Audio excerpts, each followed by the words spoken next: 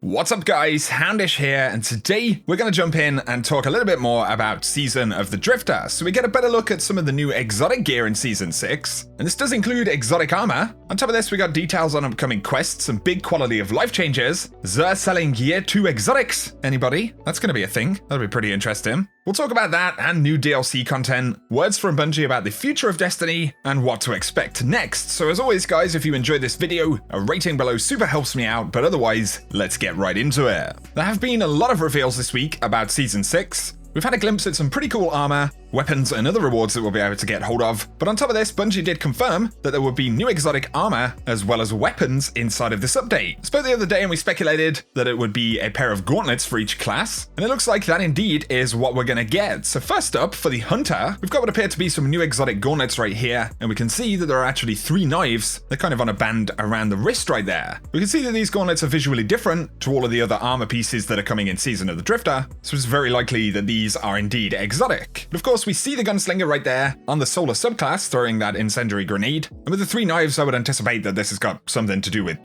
throwing knives, blade barrage potentially. But of course, those knives could be linked to many different things on hunter subclasses in general. Nonetheless, I'd love to hear your speculation about it down below. They look pretty cool. It does appear that the Warlock is getting some exotic gauntlets as well. Once again, we see an icon for these, and they don't have the typical design language of the other Gambit gear. And we see a little clip right here where the Warlock actually eats the grenade to summon what appears to be a little Arc Soul kind of buddy, and we originally saw this in a Forsaken DLC trailer, and it appears to do quite a bit more damage than the typical Arc Souls or something like that. Of course, it could have other benefits, and it does appear to have been kind of reworked from the base Chaos subclass at some point, so it'll be interesting to see exactly what that's about. Now for the Titan, we get a pretty telling icon right here, what appears to be some gauntlets with a sort of frozen visual effect. However, in this case, I haven't found what appears to be any gameplay of these. But it makes sense that the Titan would also get gauntlets. Of course, it's possible that there could be other armor pieces as well, but let me know your thoughts about these, what they might do, and whether they look interesting. In terms of exotic weapons, we know about the Thorn, but there is one other weapon, which is probably an exotic based on the appearance right here. So we've seen it in some of the gameplay from the B-roll, and we also get higher definition shots of it. There's been quite a bit of speculation about what exactly it is going to be. It has a pretty unique icon stamped on the magazine, and I think quite possibly we could be looking at a railgun prototype of some sort. Previously, we've spoken about a railgun. We saw a developer working on one on a monitor, and we ultimately assumed that that was kind of an early version of Izunagi's Burden. However, this weapon does have a kind of split or forked barrel design, which is pretty similar to a lot of electromagnetic rails that you see on railgun type weapons. So it strikes me as a possibility, but of course this could be a linear fusion rifle or any number of other things. Just a thought, but nonetheless this is almost certainly a new exotic based on its unique design and placement in several shots inside of the B-roll that we've seen. Now the Thorn quest will begin on March 12th, but alongside this there will be the Allegiance quest. There's been a lot of speculation about this. Essentially we'll have to choose between the Vanguard and the Drifter, and the Bungie devs have said your choice will follow you throughout the season. You will only be able to pledge once per character, so unless you have multiple characters you won't be able to see both sides of the kind of story experience inside of this quest at least. And they do say the quest is relatively straightforward, but then what happens after that is, well, they don't want to give too much away. Those were the words that we got. Some folks think this could be a war between the Rose and the Thorn, and that's certainly possible, although the one thing I would say is that the Thorn quest and the Allegiance quest are listed side by side, so it's not entirely clear whether Thorn could actually be linked to the Allegiance quest itself, and also the speculation that Rose was coming into the game originally came from an Anon leak, although that leak did actually say that Rose wouldn't come into the game until Penumbra. So I'm not personally convinced that the Allegiance quest actually features these 2 weapons. However, it does feature a pretty similar foundation purely in terms of story, and we've got no idea what the reward could be for that, so I'd be curious to hear your thoughts below. Nonetheless, the Thorn and Allegiance quest will both launch on March 12th. Now though, let's jump in and talk about some pretty big quality of life changes that we'll be getting in Season 6. First up, Xur. DMG jumped in yesterday and said, Xur will be updated to offer Forsaken exotics in the update next week. Faded Engrams will not offer Forsaken exotics, but this will be looked at for a future update. He'll still have a rotation of items from various releases, meaning he won't always sell a Forsaken exotic. The team is also looking at the perks that can roll out on armor pieces to make his weekly stock a bit more exciting, but the important thing right there is that Xur will offer Forsaken exotics inside of his inventory. So anything that dropped in Forsaken, which is a random drop, and possibly any year 2 random drops as well. Although that probably won't include annual pass exotics, of course, a lot of it is quest stuff, and that could include the new exotic armor pieces that we're getting in Season of the Drifter as well.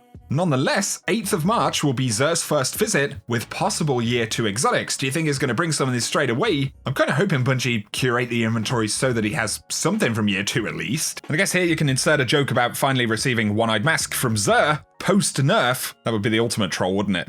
But the following week, after Xur starts selling year 2 exotics, the invitations of the 9 will arrive in the game. These will be collected from Xur. We'll have to complete a bunch of objectives and it will transform into a bounty called Into the Unknown. And ultimately from these we'll be able to collect new lore and powerful rewards, and that could possibly drop exotics as well. So it's safe to say between the update for year 2 exotics and this new kind of questing system, as of next week, Xur will finally be somewhat interesting. Now another good quality of life change right here, DMG said, the team are updating year 2 armor in update 2.2.0 to feature random rolls on the stat package. So what was once locked to a mobile stat package, for example, could now roll with a heavy, restorative, or mobile stat package instead. So no longer are the year 2 pieces of armor in Destiny 2 actually going to be pre-assigned these stats, and that could mean that you could jump into the Last Wish raid, where pretty much all of the gear is mobility, and start getting heavy or restorative gear. Honestly, I wish those were never fixed to begin with, but it did also add that these random stat packages will be for newly dropped pieces of gear, so nothing's going to change on the stuff you already have. We will have to collect kind of new sets with new stats. This will, however, include the new armor for Gambit Prime, and of course, the Gambit Prime armor also features randomly rolled perks, has a mod slot like all of the other armor in the game, and then comes equipped with the new Gambit Prime set bonuses as well, which is nice, because even if you don't play loads of Gambit, you can still get this armor and use it anywhere in the game. Acquiring these armor pieces, however, is certainly going to be a different process to what we've seen up until now. Firstly, we'll get a new item dropped, and these are armor synths, which come from the Gambit Prime mode. These synths need to actually be taken into the Reckoning, and of course that's the new PvE mode, and when you spawn into the unknown space inside of this mode, there's going to be a bank at the very beginning, so you place your mote or your synth into that bank, almost like a token to forge a piece of gear, and then you head in, and on successful clears you can obtain a piece from the set you're working towards. We should also mention that there are random loot table drops in Reckoning as well, and they'll be available at different tiers, but armor as far as we know it will always drop via this process. Interestingly though, we're not going to see the best Pinnacle Gambit perks right away, because as far as we know, the perk unlocks are actually linked to the tier of Reckoning that we complete. So we don't really know how it'll be presented in the game, but it looks like to earn the top tier bonuses on an armor piece, you'll need to clear the higher tier rounds of Reckoning, and of course these will roll out over the first couple of weeks in Season 6. Sets, however, will actually allow us to use multiple first tier bonuses, and to mix and match across different set roles, but the Pinnacle perks when unlocked are really strong, and Bungie have said that wearing enough pieces unlocks the main kind of top tier bonus, so it sounds like maybe we'll need 2 or 3 pieces from a specific class role, so let's say at least 3 pieces of Reaper armor to activate the Reaper Pinnacle bonus, but you could however run 2 Invader pieces at the same time, and still enjoy the lower tier perks that those get. This does sound really exciting. Now if you're wearing the Collector set, the Pinnacle bonus will let you collect up to 20 motes and summon an even bigger blocker that didn't actually exist in Gambit before. The Invader perk will make you a blocker, so when you actually go in and invade an enemy arena, their bank is going to lock down, but if you stand close enough to their bank, it's also going to drain motes essentially into your backpack that you can steal and take back to your arena. Now we haven't heard a specific description of the kind of sentry abilities, but Bungie have been rolling out these narrative previews which give us some kind of lore and backstory about the Drifter, and they actually tease us about some of the perks. So there's some lore that talks about the Warlock Sentry. The Warlock watched our bank. Like a one-man private security company, he always seemed to know where the invader was. So it sounds like Sentry is actually going to be able to track invaders. Maybe you'll be able to see them through walls, maybe it'll be kind of like a true sight thing, or a marked type thing, but with a full Sentry bonus it looks like you're going to have a lot of information about where invaders are. When it comes to the Reaper, they simply said, the Hunter was a beast, she tore through those Cabal like they were made of paper, your team's Reaper. She's like you, a born killer, but specializing in the enemies of humanity, your collector's best friend. So maybe the Reaper is going to get some generic bonus damage against PvE enemies. Gives us a bit more of an idea of some of the stuff we'll see, but of course we get very cool visuals on these armor pieces. On top of this, Bungie also shared the colorblind modes. Of course, Destiny features plenty of different colorblind variants. This will actually change some of the colors as well, so if you wanted to mess around locally, you could maybe get some different colors if you wanted to. But that's a basic overview of how the different Gambit modes interact. More details about the armor, and I'd love to hear your thoughts about that below. Finally though, let's speak about the future of Destiny, because of course in the Season of the Drifter Vidoc, we got some pretty interesting words from Bungie about generally where they're at, what they're thinking about for the future, so check out what the developers said in this section of the Vidoc. We're starting to figure out what the roadmap for a Bungie-controlled Destiny looks like.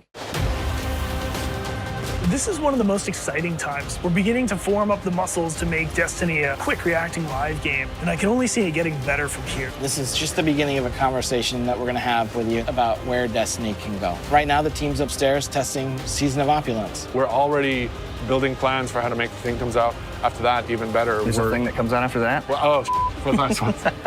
Until then, go check out Gambit Prime.